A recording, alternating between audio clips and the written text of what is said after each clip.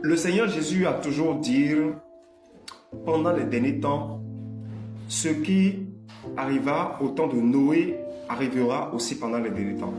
Ce qui arriva au temps de Lot, au niveau de Sodome et Gomorrhe, arrivera aussi pendant les derniers temps. Lorsque vous écoutez ces messages, comment donc les comprenez-vous?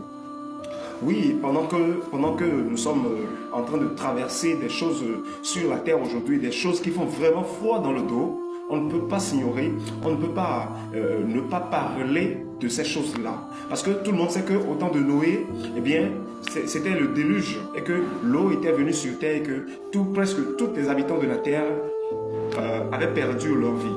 Et tout le monde sait aussi que au temps de Lot, le Seigneur avait fait part à Lot de quitter Sodome et Gomorrhe avec sa famille.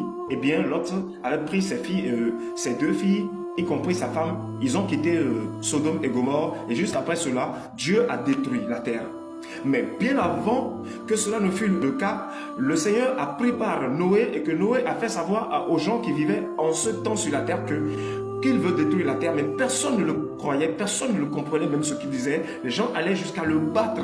Et ce fut le cas pour Lot aussi.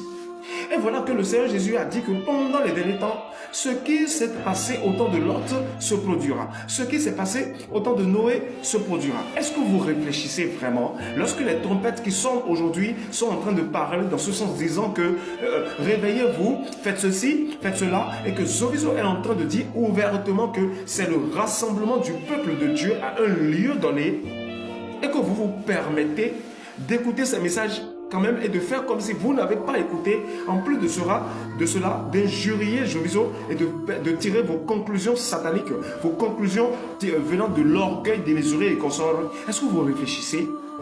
Est-ce que vous réfléchissez par rapport à ce que vous faites?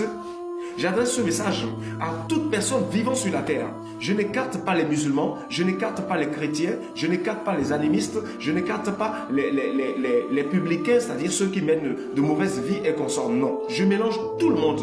Et mon message est adressé à tout le monde. Et je vous exhorte à revenir à la maison, à commencer à écouter les trompettes qui sont en train de sonner un peu partout autour de vous. Parce que aujourd'hui, au moment où je vous parle, ce n'est pas que c'est la fin du monde, mais plutôt que Dieu veut nettoyer la terre, comme il l'avait fait au temps de Noé.